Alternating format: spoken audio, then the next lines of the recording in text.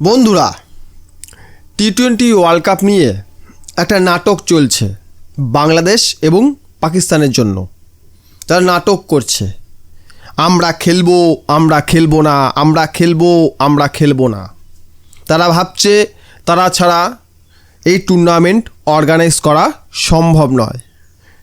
কিন্তু বাংলাদেশকে যখন লাথি মারা হলো তখন পাকিস্তান ভাবতে বসলো, তাহলে আমি সেরা, আমি ছাড়া গতি নেই, তাহলে আমি এর কি ফ্যাক্টর।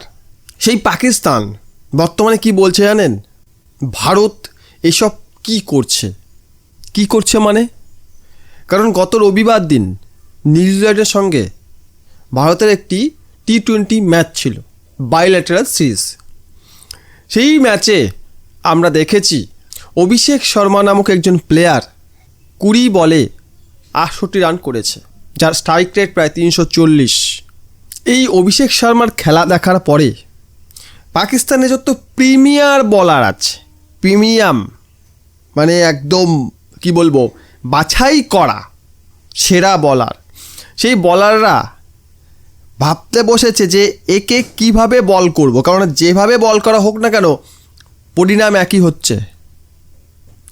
তো একে কিভাবে আমরা ডিল করব, সেই অভিষেক শর্মাকে নিয়ে কিছু পাকিস্তানের তার কাটা প্লেয়ার বিভিন্ন মন্তব্য করছে।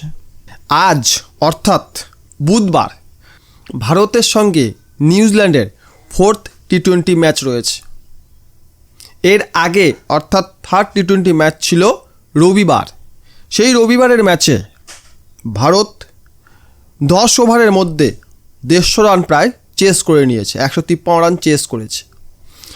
এর পেছনে মূল কারিগর ছিল কে? অভিষেক শর্মা এবং সূর্যকুমার যাদব। এই অভিষেক শর্মার খেলা দেখার পরে পাকিস্তানের প্রিমিয়াম বলারদের ঘুম উড়েছে। কেন? তারা বলতে চাইছে যে এ কী ধরনের খেলোয়াড় ভারত নামিয়েছে, এরকমভাবে কেউ খেলে, এইভাবে খেলা যায়? তারা বুঝতে পারছে না যে এইভাবেও ক্রিকেট খেলা যায়।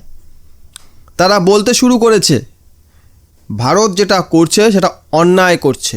প্রথমত ভারত আইসিসিতে দাদাগিরি করে, সেখানে সকলকে চুপ করিয়ে দেয়, চুপ শালা, বেশি বকবি না, বললে কানে গোড়ায় মারবো। মাঠেও একই কাজ করছে। এই অভিষেক শর্মা, সূর্যকুমার, জসপ্রীত বুমরা থেকে ছেড়ে দিয়েছে, যা তোরা চাইছে তাই করে বেড়া।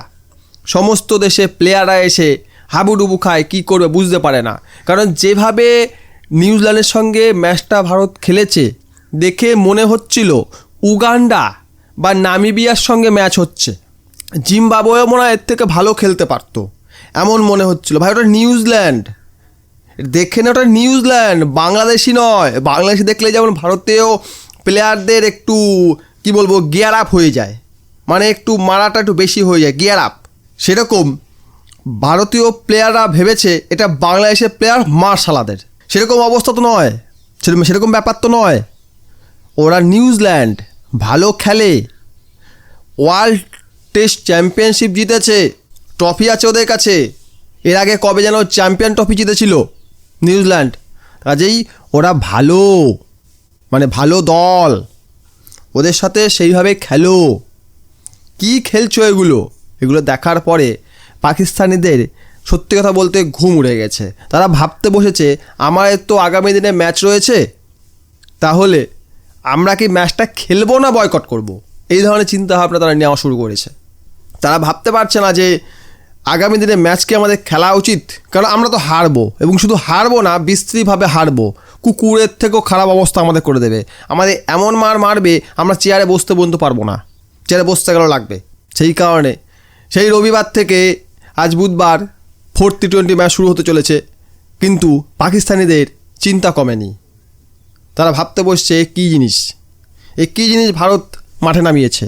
এতদিন বিরাট কোহলি মারত, রোহিত শর্মা মারত, ঠিক আছে মেরে চলে যা, তারপরে তো আমরা খেলবো। রোহিত শর্মা, বিরাট কোহলি চলে গেল, সূর্যকুমার, অভিষেক শর্মা চলে এলো, এরাও পেলাচ্ছে, এরাও মারছে। ভাই কী, এরপরে এরা গেলে দেখা যাবে আরও কেউ চলে আসছে।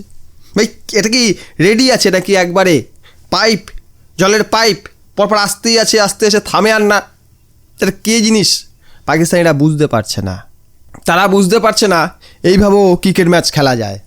তাই তারা বারবার বলছে কি, আমরা বয়কট করব। কি? ভারত পাকিস্তান ম্যাচ। আমরা ওয়ার্ল্ড কাপ বয়কট করব না, আমরা ভারত পাকিস্তান ম্যাচটা বয়কট করব। কারণ আমরা হেরে যাব, আর আমরা হেরে গেলে আমাদের জনতা আমাদের উপর হেগে দেবে। কাজেই আমরা খেলবো না। কারণ গত ম্যাচে অভিষেক শর্মা 20 বলে 68 রান করেছে 340 স্ট্রাইক রেটে, যার মধ্যে ছিল 7টা 4 এবং 5টা 6, এবং সূর্যকুমার করেছিল 57 রান 26 বলে, যার মধ্যে ছিল 6টা 4 এবং 3টা 6, যার স্ট্রাইক রেট ছিল 219। এবং নিউজিল্যান্ডের দুজন প্লেয়ারকে দেখলাম অভিষেক শর্মা ব্যাট পরীক্ষা করছে, যে ব্যাটের মধ্যে করে স্প্রিং ঠিক লাগানো আছে কিনা। ভাই কীভাবে তুমি মারছো, এত এইভাবে মারছো? এটা দেখার পর পাকিস্তানের এক কমেন্টেটার জাভেদ মিয়াদাদ উনি বলেন, নিউজিল্যান্ডের প্লেয়াররা জানতো যে অভিষেক শর্মা যেন স্প্রিং লাগানো ব্যাট দিয়ে খেলছে, তাই ম্যাচের পর তারা তার ব্যাট দেখতে গিয়েছিল। না হলে 20 বলে 68 রান এটা হওয়া অসম্ভব, যার স্ট্রাইক রেট 340। এটা ফিক্সিং বলে মনে হয়। তো বন্ধুরা, পাকিস্তানের কথা আর বলে লাভ নেই। এরা ক্রিকেট জানে না, ক্রিকেট বোঝে না, শুধু পারে ভারতের বিরুদ্ধে চেঁচামেচি করতে। আর সেই কারণে আজকে পাকিস্তানের ইকোনমি, পাকিস্তানের ক্রিকেট, পাকিস্তানের সব কিছু ধ্বংস হতে বসেছে। ইকোনমি শেষ হয়ে গেছে, ক্রিকেটও প্রায় শেষ, আর যেটুকু যা আছে সেগুলো ধ্বংস হয়ে যাবে। হয়তো আমরা কোনো একদিন ঘুম থেকে করে সকালে শুনবো পাকিস্তান নামক কোনো দেশ আর পৃথিবীর মানচিত্রে নেই, সেই অপেক্ষাতেই আমরা আছি। তো যাই হোক, পাকিস্তান ইজ পাকিস্তান, তাদের কথা বলে আর লাভ নেই।